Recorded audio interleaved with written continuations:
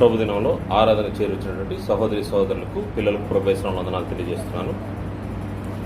గత ప్రభు దినంలో మనం సువార్తను గురించినటువంటి విషయాల గ్రంథం నుంచి పరిశీలన చేశాము. ఈరోజు క్రైస్తవులు ఎందుకు క్రీస్తు కొరకు ఆత్మలను సంపాదించాలి అనే విషయం గురించి గ్రంథంలోంచి పరిశీలన చేద్దాం. క్రైస్తవులు ఎందుకు క్రీస్తు కొరకు ఆత్మలను సంపాదించాలి, ఆత్మలు సంపాదించాలి అనే మాట అనేకసార్లు మనం వింటూ ఉంటాము. ఈ ఆత్మల సంపాదన అంటే ఏంటో ముందుగా మనకు తెలియాల్సిన అవసరం ఉంది. ఈ ఆత్మలను సంపాదించే పనిని మొట్టమొదట ఎవరు కలిగి ఉన్నారో, ఎవరు ఆ పనిని జరిగించారో ఒకసారి మన గ్రంథంలో చూస్తే దాని కొరకు ఒక వ్యక్తి ప్రత్యేకించబడినట్టుగా మనకు గ్రంథంలో కనబడుతుంది. ఆయన నశించిన దాన్ని వెదకి రక్షించే పని. ఆత్మల రక్షణ అంటే నశించిన దాన్ని వెదకి రక్షించే పని. అది మనుష్య కుమారుడైనటువంటి క్రీస్తు ప్రభువు వారికి అప్పచెప్పబడింది. లూకాసు వార్త 19వ అధ్యాయము, లూకాసు వార్త 19వ అధ్యాయము 10వ వచనంలో, నశించిన దానిని వెదకి రక్షించుటకు మనుష్య కుమారుడు వచ్చెను. నశించిన దానిని వెదకి రక్షించుటకు మనుష్య కుమారుడు వచ్చాడంట. నశించిన ఆత్మలను రక్షించే భారము క్రీస్తు ప్రభువు వారిపై పెట్టబడింది, మనుష్య కుమారునిపై పెట్టబడింది. ఈయనందుకే భూమిపైన ప్రభువారు వచ్చినప్పుడు ఆయన చెప్తున్న మాట, నేను పాపులను పిలువ వచ్చింది కానీ నీతిమంతులను పిలువ రాలేదు.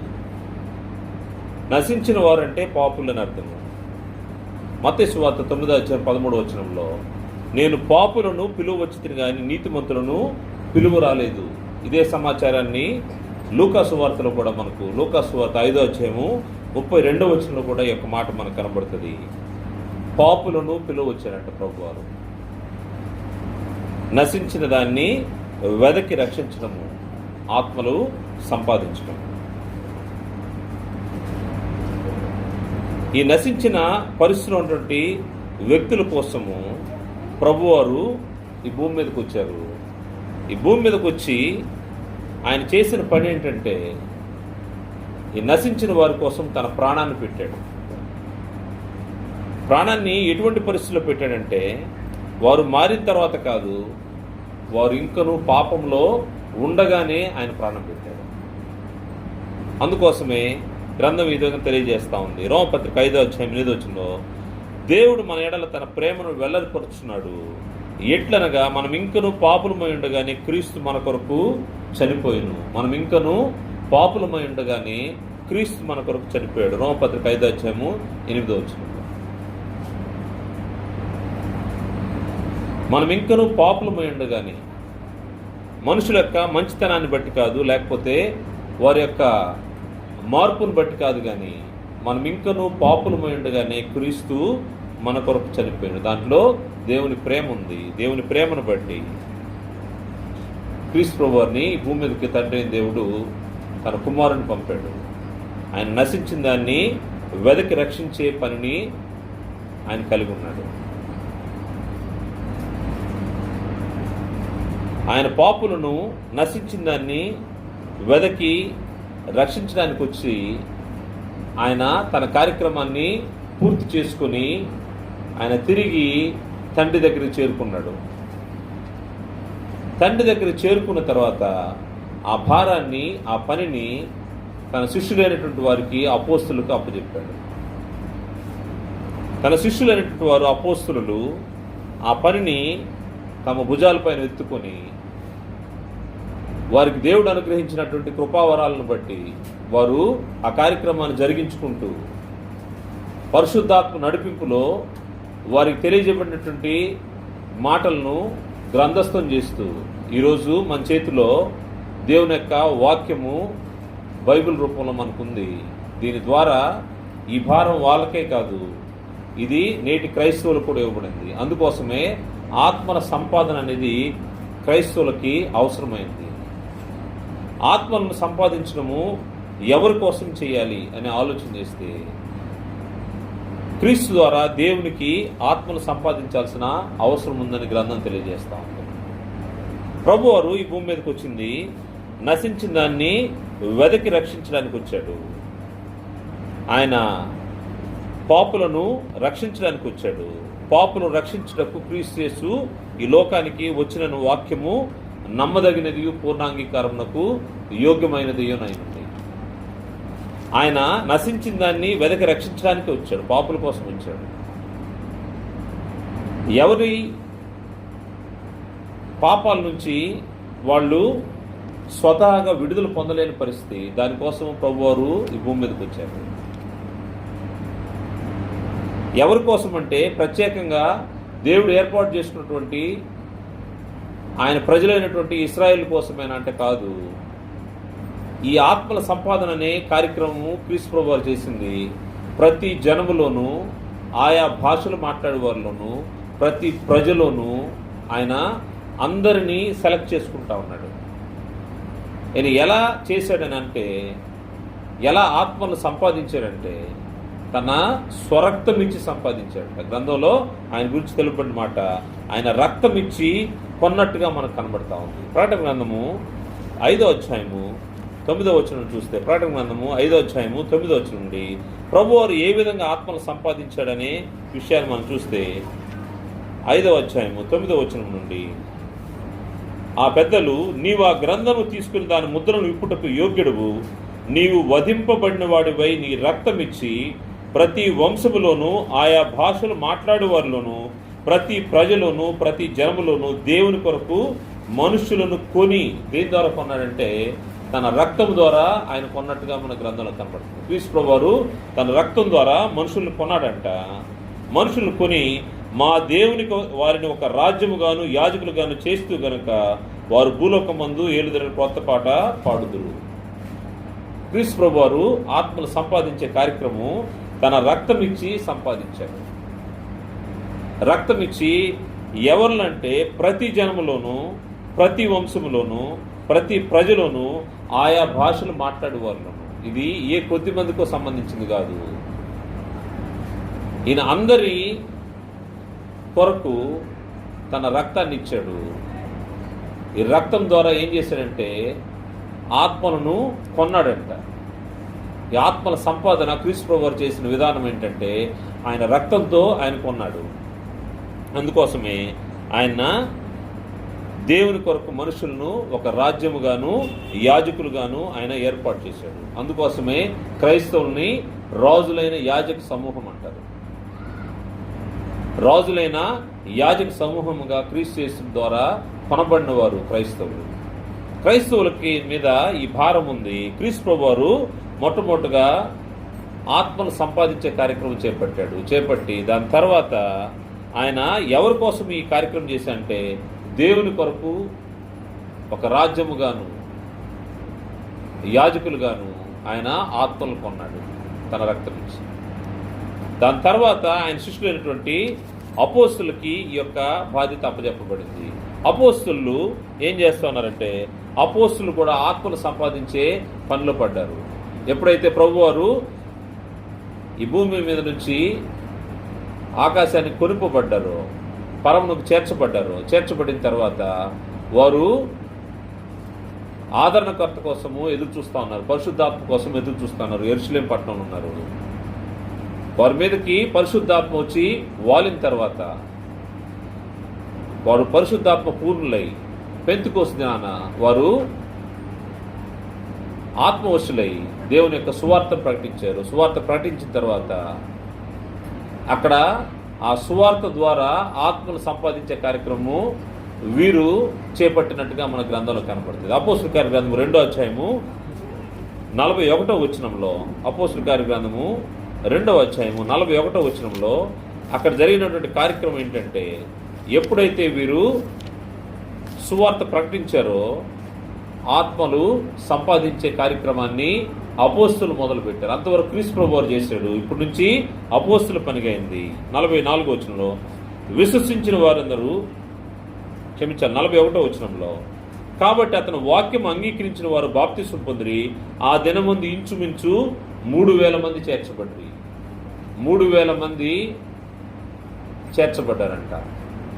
సువార్త ప్రకటించిన తర్వాత 3,000 మంది ఆత్మలు సంపాదన జరిగింది.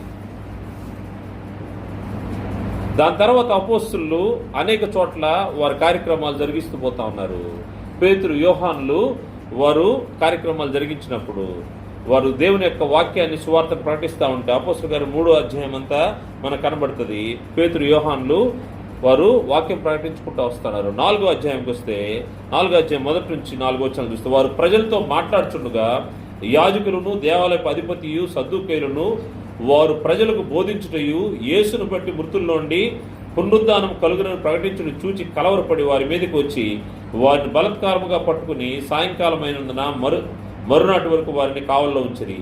వాక్యం విని వారిలో అనేకులు నమ్మిరి. వారిలో పురుషుల సంఖ్య ఇంచుమించు 5,000 అయ్యను. పురుషులు మాత్రమే 5,000 అయ్యారు. ఇంకా స్త్రీల లెక్క చెప్పబడలేదు. మొట్టమొదటిగా జరిగినటువంటి పెంతెకోస్తు దినాన 3,000 మంది చేర్చబడ్డారు. దాని తర్వాత పేతురు, యోహానులు పరిచర్య జరిగిస్తూ ఉంటే యోహానులో వాక్యం విన్న వారిలో అనేకులు నమ్మిన వారిలో పురుషుల సంఖ్య మాత్రమే 5,000 మంది అంట. దేవుడు అనుదినము చేరుస్తూ ఉన్నాడు. వీరు ఆత్మల్ని సంపాదించే పనిలో పడ్డారు. వాళ్ళకి కుటుంబం లేదు, ఆహారం లేదు, ఇంకేది జీవన వ్యాపారాలని పక్కన పెట్టేసి ఆత్మల సంపాదనలో పడినట్టుగా మనకు కనబడతా ఉంది. ఎలా అంటే ఇంతకు మించిన వేరే పని ఏంటి లేదు అన్నట్టుగా ఆత్మలు సంపాదించే పనులు అపోస్తులు కనబడతా ఉన్నారు. ఈ కార్యక్రమాలు జరుగుతూ ఉన్నప్పుడు సంఖ్య విస్తరిస్తూ ఉంటే సువార్త ప్రకటించబడతా ఉంది. విశ్వసించిన వారందరూ చేర్చబడతా ఉన్నారు. సంఖ్య పెరిగిపోతా ఉంది. 3,000 మంది, 5,000 మంది, ఎంతమంది వచ్చారో తెలియదు. సంఖ్య విస్తరించే సమయంలో పరిచర్య జరిగించడానికి కొందరిని ప్రతినిధుల్ని ఏర్పాటు చేసుకున్నారు. అలా ఏర్పాటు చేసుకున్న వాళ్ళలో స్టెఫన్ ఒకడు. ఈ స్టెఫన్ అయితే ఈ ఆత్మల సంపాదన విషయంలో హతసాక్షిగా మారినట్టుగా మన గ్రంథంలో కనబడుతుంది. దేవుని యొక్క వాక్యాన్ని చెప్తున్నప్పుడు పరిశుద్ధాత్మ పూర్ణుడై తను మాట్లాడుతున్నప్పుడు దాన్ని గ్రహించలేనటువంటి వ్యక్తులు ఆయన్ను రాళ్లతో కొట్టి చంపారు. అంటే చనిపోవడానికి కూడా వెనుకంజ వేయనటువంటి పరిస్థితి అపోస్తల కాలంలో ఆత్మలు సంపాదించే కార్యక్రమం. అంత తీవ్రంగా ఆత్మలు సంపాదించే పనిలో హతసాక్షులుగా అపోస్తులు అనేక మంది జరిగినట్టుగా మన గ్రంథంలో కనబడతా ఉంటాం. అనేక మంది హతసాక్షులయ్యారు. వారు చనిపోకముందు ఫిలిప్ అయితే సమరయ పట్టణంలో సువార్త ప్రకటించాడు. సమరయులు సువార్తను విశ్వసించారన్న తర్వాత వారు యెరూషలేము నుంచి పేతురు, యోహానులు కూడా వారితో పాటు కలిశారు. అనేక చోట్ల కార్యక్రమాలు జరుగుతున్నాయి. మనకు తెలుసు. ఫిలిప్పి అపోస్తల కార్యగ్రంథము 8వ అధ్యాయంలో ఫిలిప్పు నపుంసకుడైనటువంటి వ్యక్తి దగ్గరికి వెళ్ళడము, ఆయనకు సువార్త ప్రకటించడము, అతనికి బాప్తిస్మం ఇవ్వడం ఎలా జరిగిందంటే వారందరూ ఆత్మ తీవ్రతలో ఉన్నారు. ఫిలిప్పు కొనుక్కోబడ్డాడంటే అక్కడ దాకా. అక్కడ ఉన్నటువంటి వ్యక్తి సామాన్యమైన వ్యక్తి కాదు. అతడు మంత్రి, ఎంతో జ్ఞానం కలిగిన వ్యక్తి, అధికారం కలిగిన వ్యక్తి. ఆ వ్యక్తి దగ్గరికి పోయి ధైర్యంగా మాట్లాడడం అంటే ఒక సామాన్యుడికి జరిగే పని కాదు. కానీ వీరు ఆత్మలు సంపాదించే కార్యక్రమంలో ఉన్నారు. దానికి తగిన విధంగా దేవుని యొక్క నడిపింపులు వారు నడిపించబడతా ఉన్నారు. ఆ వ్యక్తికి అర్థం కాలేదు. తను చదువుతున్నటువంటి యెషయా గ్రంథము దాన్ని వివరిస్తూ 8వ అధ్యాయంలో వివరిస్తూ 34వ వచనం నుండి, అప్పుడు నపుంసకుడు ప్రవక్త ఎవరిని గూర్చి ఇలాగ చెప్పుచున్నాడు, తన్ను గూర్చియా వేరొకను గూర్చియా, దయచేసి నాకు తెలుపుమని ఫిలిప్పును అడిగిన. అందుకు ఫిలిప్పు నోరు తెరిచి ఆ లేఖనమును అనుసరించి అతనికి యేసును గూర్చిన సువార్త ప్రకటించను. ఆత్మల సంపాదనకు సువార్త అవసరము. సువార్త గురించి మనము మాట్లాడుకున్నాము. ఈ సువార్త ఆత్మలను రక్షించేదానికి అవసరమైంది. ఎప్పుడైతే ఆ సువార్త, యేసును గురించిన సువార్త ప్రకటించారో అతను వెంటనే వారు త్రోవలు వెలుచుండగా నీళ్లు ఒక చోటుకు వచ్చినప్పుడు నపుంసకుడు, ఇదిగో నీళ్లు, నాకు బాప్తిసం ఇచ్చుటకు ఆటంకం ఏమని అడిగి రథము నిలుపుమని ఆజ్ఞాపించెను. ఫిలిప్పు నపుంసకుడును ఇద్దరును నీళ్లకు దిగిరి. అంతటి ఫిలిప్పు అతనికి బాప్తిసం ఇచ్చాను. ఆత్మలను సంపాదించే కార్యక్రమం.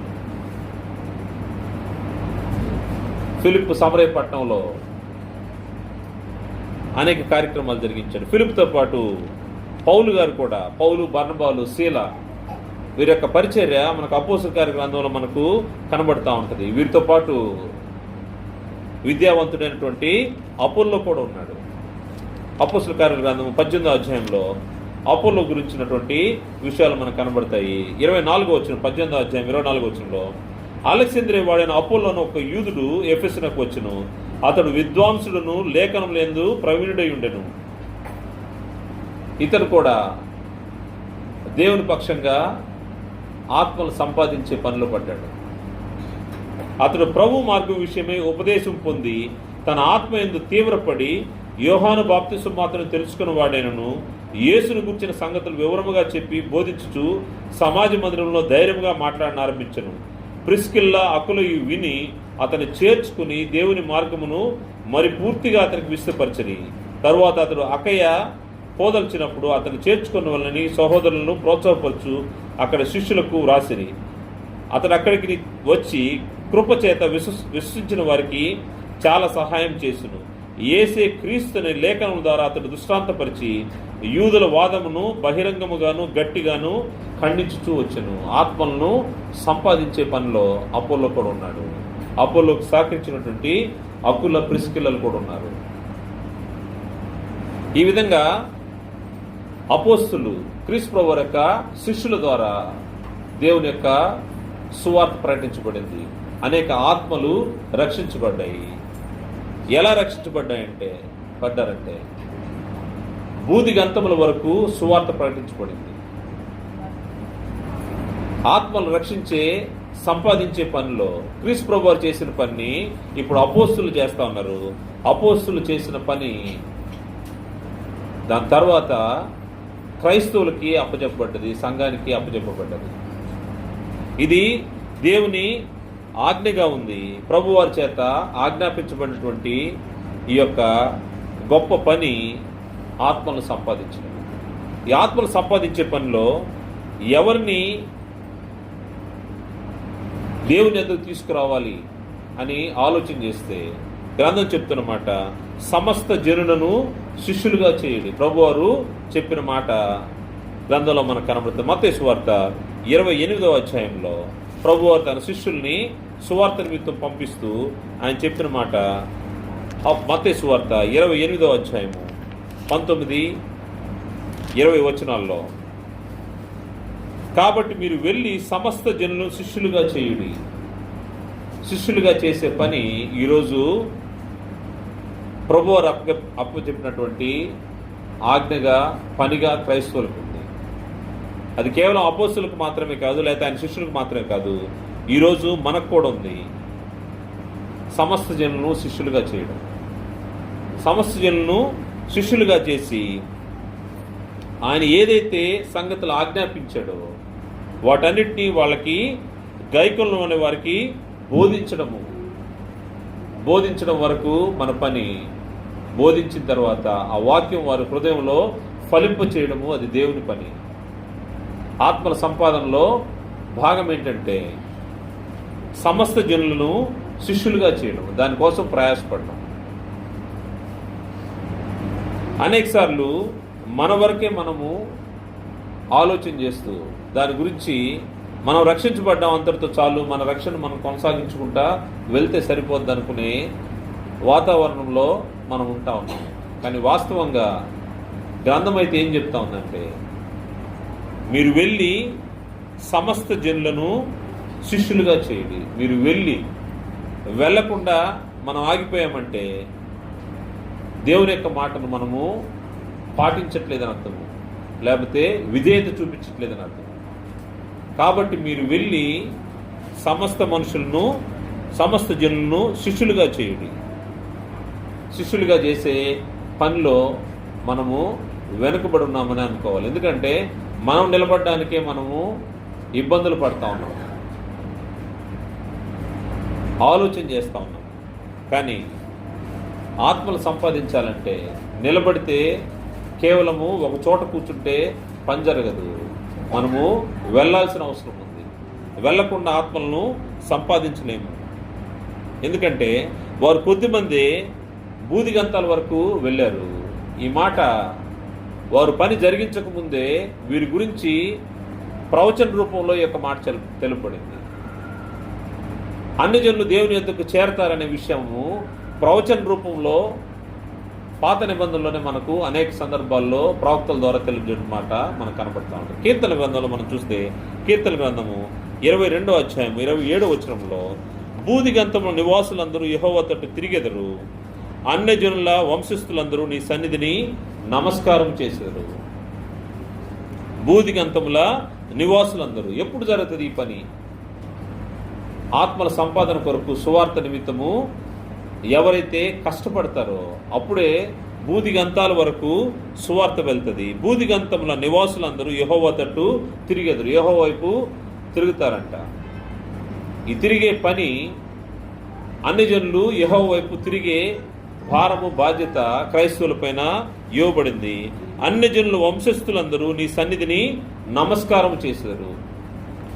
ఎప్పుడు అటువంటి పరిస్థితి ఏర్పడుతుందంటే సువార్త ప్రకటించబడినప్పుడు, ఆత్మల యొక్క భారం ఉండేటప్పుడు.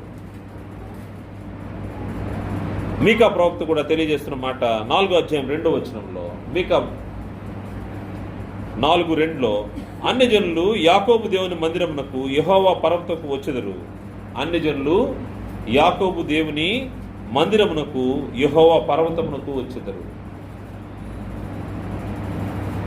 యెహోవా మందిర పర్వతానికి అన్ని జనులు వస్తారు. ఈ అన్ని జనులు వచ్చే కార్యక్రమము ఎలా జరుగుతుందంటే సువార్త ప్రకటన ద్వారా జరుగుతుంది. అది అపోస్తుల ద్వారా క్రీస్తు ప్రభువు వారు అపోస్తులకు అప్పచెప్పినటువంటి ఈ సువార్త పరిచర్య ద్వారా ఆత్మను సంపాదించే కార్యక్రమం జరిగింది. దీని యొక్క నెరవేర్పు గురించి ప్రభువారు మాట్లాడుతూ లూకా సువార్త 24వ అధ్యాయంలో, లూకా సువార్త 24వ అధ్యాయము 47వ వచనంలో, యెరూషలేము మొదలుకొని సమస్త జనములలో ఆయన పేరట మారు మనసును పాప క్షమాపణను ప్రకటింపబడినయు వ్రాయబడి ఉన్నది. ఇది ప్రవక్త గ్రంథాల్లో వ్రాయబడిన సంగతి. క్రీస్తు ప్రభువు గురించి మాట అది. క్రీస్తు శ్రమపడి 3వ దినమున మృతుల్లో నుండి లేచుననియు యెరూషలేము మొదలుకొని సమస్త జనములలో ఆయన పేరట మారు మనసును పాప క్షమాపణయు ప్రకటింపబడును. ఈ పాప క్షమాపణ, మారు మనసు గురించినటువంటి సువార్త ప్రకటించబడాలి. ఈ సువార్త ప్రకటించబడిన దాన్ని బట్టే ఆత్మలు సంపాదించబడే పరిస్థితి ఏర్పడుతుంది. అందువల్ల సమస్త జనులను శిష్యులుగా చేసే కార్యక్రమం సువార్త ద్వారా జరుగుతూ ఉంటుంది. దాని గురించే ఆ పరిచర్య గురించి పౌలు గారు మాట్లాడుతూ చెప్తా ఉన్నాడు. అది అన్ని జనులను అర్పణ అంట. ఎప్పుడైతే సువార్త ప్రకటించి ఆత్మలను దేవుని దగ్గర తీసుకొస్తామో అది అన్ని జనులనే అర్పణ. అది పరిశుద్ధమైంది గాను మరియు అది దేవునికి ప్రీతికరమైనదిగా గ్రంథంలోంచి మనకు కనబడుతుంది.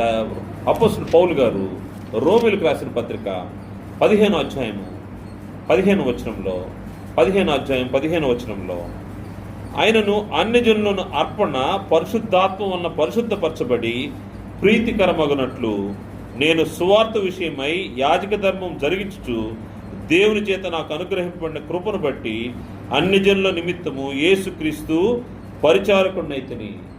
యేసుక్రీస్తు యొక్క పరిచారకుడు.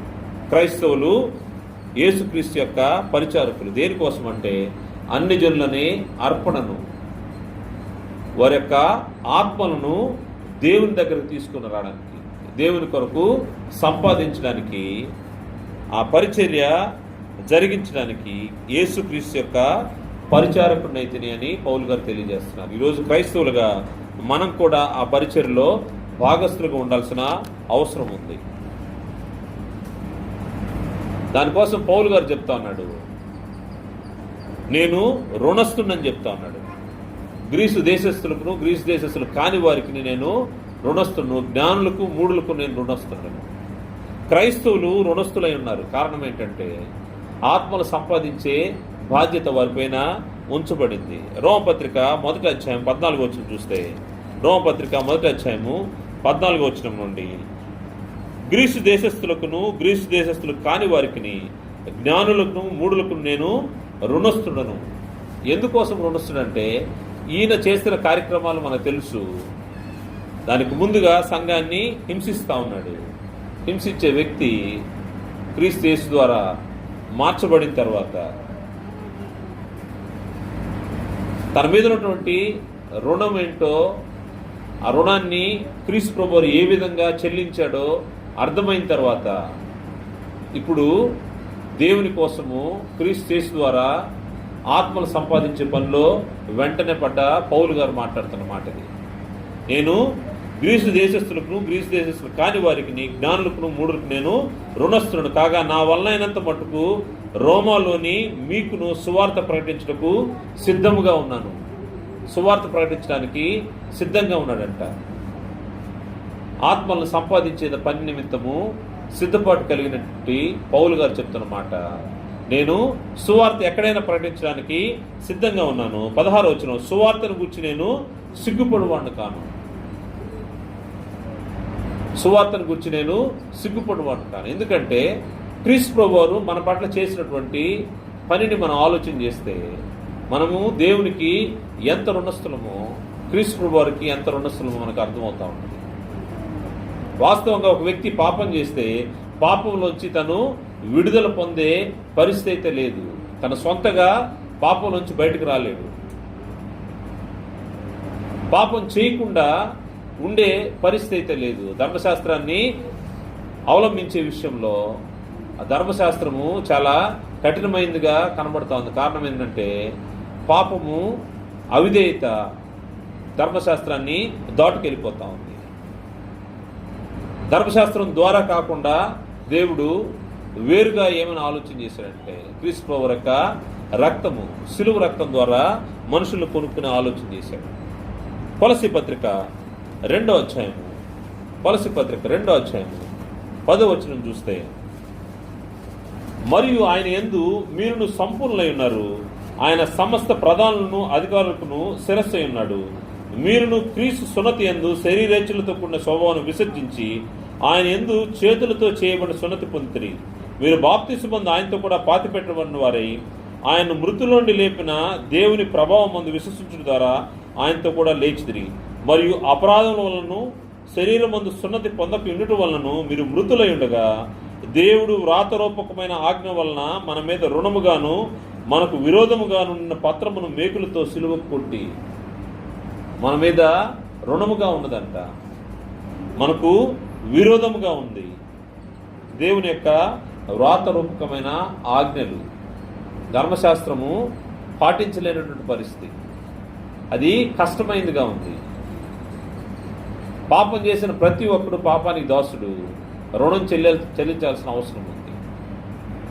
మనం చెల్లించాల్సినటువంటి రుణాన్ని క్రీస్తు ప్రభువారు సిలువలో చెల్లించారు. దేవుడు వ్రాతరూపకమైన ఆజ్ఞ వల్ల మన మీద రుణముగాను మనకు విరోధముగా ఉన్న పత్రమును మేకులతో సులువు కొట్టి దాని మీద చేవ్రాతను తుడిచివేసి మనకు అడ్డము లేకుండా దాన్ని ఎత్తివేసి మన అపరాధం నుండి క్షమించి ఆయనతో కూడా మిమ్మును జీవింపజేసెను. సిలువలో జరిగినటువంటి కార్యక్రమం. రుణము మాఫీ జరిగిపోయింది. రుణము మాఫీ అయిపోయింది. ధర్మశాస్త్ర సంబంధమైనటువంటి కార్యక్రమాలను జరిగించలేక పాపంలో ఉన్నటువంటి పరిస్థితి, అవిధేయతలో ఉన్నటువంటి వారిని రక్షించే ఏర్పాటు సిలువ ద్వారా, క్రీస్తు యేసు ద్వారా జరిగింది. ఆ రుణము చెల్లించబడింది. ఇప్పుడు మనం ఎవరికి రుణస్థులం అంటే దేవునికి రుణస్థులము, క్రీస్తు వారికి రుణస్థులము. మన పాపాలని క్షమించేసినటువంటి వారికి రుణస్థులము. ఏం రుణము మనం చెల్లించాలంటే ఆత్మను సంపాదించే పనే మనకు, అంతకు మించినటువంటి వేరే పనేమీ ఇవ్వలేదు. ఆయన ఆజ్ఞలు పాటిస్తూ ఆత్మలను సంపాదించే పనే. అందుకోసమే మన మీద రుణముగా ఉన్నదాన్ని సిలువలో ప్రభువారి ద్వారా తీర్చేశాడు. అందువల్ల మనకు నిత్య జీవము, ఆయనతో కూడా మిమ్మను జీవింపజేశాను. ఇంకా మనం జీవిస్తూ ఉంటాము, నిత్య జీవాన్ని కలిగి ఉంటాము. నిత్య జీవాన్ని కలిగిన వ్యక్తులు ఏం చేయాలంటే నశించే వారిని రక్షించే బాధ్యత. ప్రభువారు ఏం చేశారంటే నశించిన వారిని వెదకి రక్షించుటకు మనుష్య కుమారుడు వచ్చిన పనిని మనం కొనసాగించాల్సిన అవసరం ఉంది. క్రైస్తవులు కొనసాగించాలి. దానికి యేసే మార్గము. యేసు ద్వారా తప్ప ఎవరు కూడా తండ్రి వద్దకు రాలేరని గ్రంథం తెలియజేస్తాం. అందువల్ల యేసు దగ్గరికి మనుషులు తీసుకురావాల్సిన బాధ్యత క్రైస్తవుల మీద ఉంది. ఈ మార్గం వైపుకి మనుషులు తీసుకురావాలి. రావడమే ఆత్మలను సంపాదించడము. అందుకే ప్రభువారు ఆయన చెప్తున్న మాట యోహాను సువార్త 14:6 యేసు నేనే మార్గమును సత్యమును జీవమును, నా ద్వారానే తప్ప ఎవడును తండ్రి వద్దకు రాడు. తండ్రి వద్దకు రావాలంటే, దేవుని దగ్గరికి రావాలంటే, ఆత్మలు దేవుని వద్దకు ఆత్మను సంపాదించాలంటే క్రీస్తే మార్గం, యేసే మార్గం. నా ద్వారానే తప్ప ఎవడును తండ్రి వద్దకు రాడు. ఎవడైనా తండ్రి గురించి ఎరిగాడంటే అది క్రీస్తు వారి ద్వారానే, కుమారుని ద్వారానే. కుమారుడు లేకుండా తండ్రిని మనము చేరుకోలేము అని గ్రంథము స్పష్టంగా తెలియజేస్తోంది. మత్తయి సువార్త 11:27 ప్రభువారు చెప్తున్నమాట. 11:27 సమస్తమును నా తండ్రి చేత నాకు అప్పగింపబడి ఉన్నది. తండ్రి గాక ఎవడును కుమారుని ఎరుగడు, కుమారుడు గాకను కుమారుడు ఎవరికి ఆయనను బయలుపరచను ఉద్దేశించునో వాడు గాకను మరి ఎవడును తండ్రిని ఎరుగడు. తండ్రి వద్దకు రావాలి అంటే, ఒక వ్యక్తి తండ్రి వద్దకు రావాలంటే యేసే మార్గం. యేసు లేకుండా ఎవరు కూడా దేవుని దగ్గరకు రాలేరు. అందువల్ల ఆ మార్గాన్ని చూపించాల్సిన బాధ్యత క్రైస్తవులుగా మన మీద తెలుపబడింది. అందువల్ల లోకంలో నశించిపోతున్నటువంటి ఆత్మను రక్షించే బాధ్యత క్రైస్తవుల మీద ఉంది. క్రైస్తవులు ఈ మార్గాన్ని, యేసు అనే మార్గాన్ని చూపిస్తే, ఈ యేసు అనే మార్గం ద్వారా అన్ని జనులు దేవుని యొద్దకు చేరుకునే దానికి అవకాశం ఉంటుంది. దేవునితో మనుషులు సమాధాన పడాలంటే, వారి పాపములు తీసివేయబడాలంటే, వారి అవిధేయతలు తొలగిపోవాలంటే దేవునితో సమాధాన పరచబడే ఒకే ఒక్క మార్గం క్రీస్తు యేసు ద్వారా. క్రీస్తు యేసు దగ్గరికి మనుషులు నడిపించే కార్యక్రమం క్రైస్తవులకు అప్పచెప్పబడింది. అందువల్ల ఆత్మలు సంపాదించే పనిలో క్రైస్తవులు ఉండాల్సిన అవసరం ఉంది. రోమపత్రిక 5:1 చూస్తే, రోమపత్రిక 5:1 క్రీస్తు యేసు ద్వారా దేవునితో మనుషులు ఏ విధంగా సమాధానపరచబడతారో అక్కడ తెలుపబడింది. కాబట్టి విశ్వాసం మూలమున మనము నీతిమంతులుగా తీర్చబడి మన ప్రభు అయిన యేసుక్రీస్తు ద్వారా దేవునితో సమాధానము కలిగి ఉందాము. దేవునితో ఒక వ్యక్తి సమాధాన పడాలంటే, పాపి సమాధాన పడాలంటే, నశించిన వ్యక్తి రక్షించబడాలంటే, దేవునితో సమాధానం కలిగి ఉండాలంటే అది క్రీస్తు యేసు ద్వారానే. విశ్వాసం మూలమున మనం నీతిమంతులుగా తీర్చబడుతున్నాము. మన ప్రభు అయిన యేసుక్రీస్తు ద్వారా దేవునితో సమాధానము. యేసే మార్గము. యేసు ప్రభు లేకుండా దేవుని దగ్గరికి ఎవరు రాలేరు. ఈ ప్రభు మార్గంలోకి రావాలంటే సువార్త వినాలి. ఈ బోధలో నిల్చుండాల్సిన అవసరం ఉంది. ఎవరైతే ఈ బోధలో నిల్చుంటారో వారు దేవునితో సమాధానపరచబడతారు. లేకపోతే దేవుని వారు అంగీకరించినట్టు కాదని గ్రంథం హెచ్చరిక చేస్తుంది. యోహాను రాసినటువంటి 2వ పత్రిక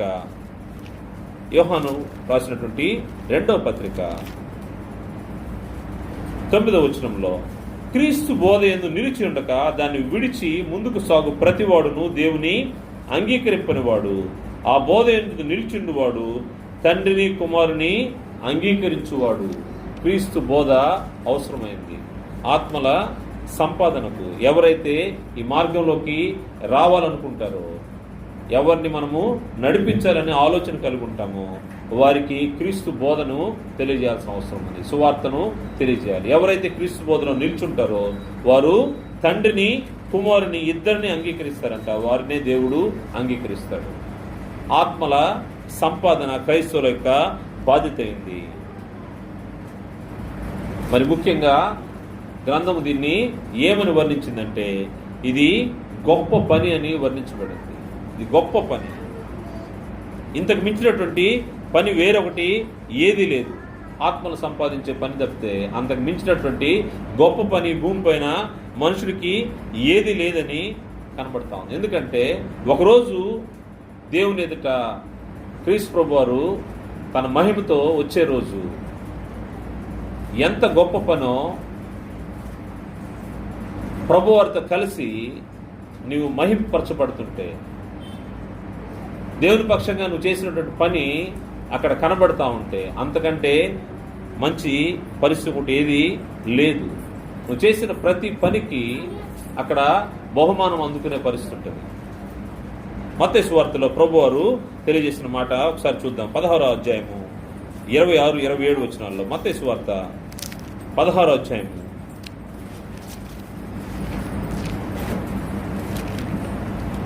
26, 26, 27 వచనాల్లో, ఒక మనుషుడు లోకమంతే సంపాదించుకుని తన ప్రాణమును పోగొట్టుకుంటే అతనికి ఏమి ప్రయోజనము? ఒక మనుషుడు తన ప్రాణముకు ప్రతిగా నేమి ఇయ్యగలడు? మనుషు కుమారుడు తన తండ్రి మహిమ గలవాడై తన దూతలతో కూడా రాబోచున్నాడు. అప్పుడు ఆయన ఎవని క్రియలు చొప్పున వానికి ఫలమిచ్చును. మనుషు కుమారుడు తండ్రి మహిమలో దూతలతో పాటు వస్తున్నాడంట. ఆయన వచ్చినప్పుడు ఎవని క్రియలు చొప్పున వారికి ఫలమిచ్చును. ఎవరైతే ఈ పనిని శక్తి వంచన లేకుండా చేస్తారో వారికి ప్రతిఫలం ఉంది. ఈ ఆత్మల సంపాదనలో ఎవరైతే బిజీగా ఉంటారో వారు దేవుని ద్వారా, క్రీస్తు ద్వారా మహింపరచబడతారు. వారి పనికి ప్రతిఫలం దొరుకుతుంది. ఒకవేళ భూమి పైన మనకది కనిపించకపోవచ్చు, కానీ ఒకరోజు మాత్రము తప్పకుండా దానికి ప్రతిఫలం దొరుకుతూ ఉంటుంది. అందుకోసమే సత్క్రియలు, ఆత్మలు సంపాదించే భారం, సత్క్రియలు ఓపికతో జరిగించాలని గ్రంథము తెలియజేస్తుంది. రోమపత్రిక 2వ అధ్యాయము 6వ వచనం చూస్తే, రోమపత్రిక 2వ అధ్యాయము 6వ వచనం నుండి, ఆయన ప్రతి వానికి వాని క్రియల చొప్పున ప్రతిఫలం ఇచ్చును. సత్క్రియను ఓపికగా చేయొచ్చు.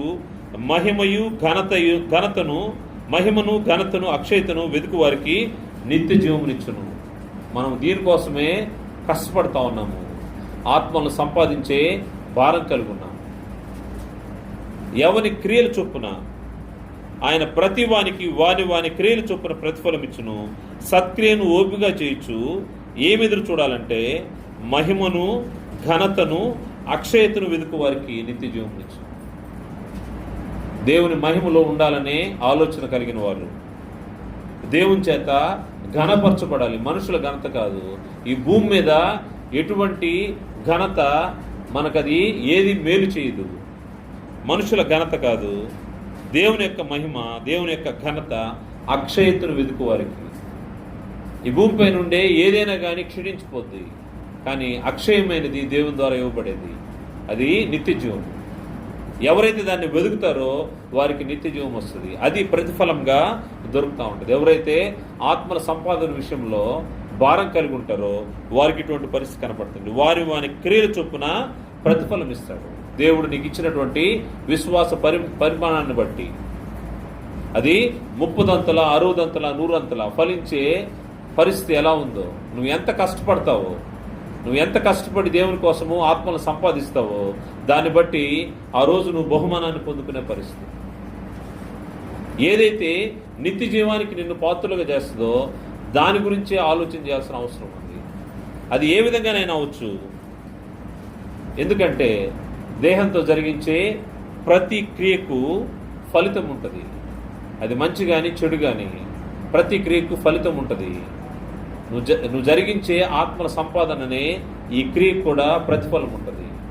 దేవుడు నీకు తలాంతి ఇచ్చాడు, నీకు జ్ఞానం ఇచ్చాడు, నీకు మంచి వాతావరణం ఇచ్చాడు, మంచి కుటుంబం ఇచ్చాడు, మంచి సహవాసం ఇచ్చాడు. ఇవన్నీ ఇచ్చినప్పుడు ఫలించాల్సిన అవసరం ఉంది. ఆత్మలను సంపాదించాల్సిన అవసరం ఉంది. అలా కాకుండా దాన్ని నీకు ఇచ్చిన తలాంతిని నేలలో పూడ్చిపెట్టావంటే, నీకు ఇచ్చిన తలాంతిని వాడకుండా వినియోగించకుండా నేలలో పూడ్చావంటే ఏం జరుగుతూ ఉంటుందంటే నీకు చీకటి పుట్టే, అక్కడ ఏడ్పును పండ్లు కొరుకుటి ఉండు. అది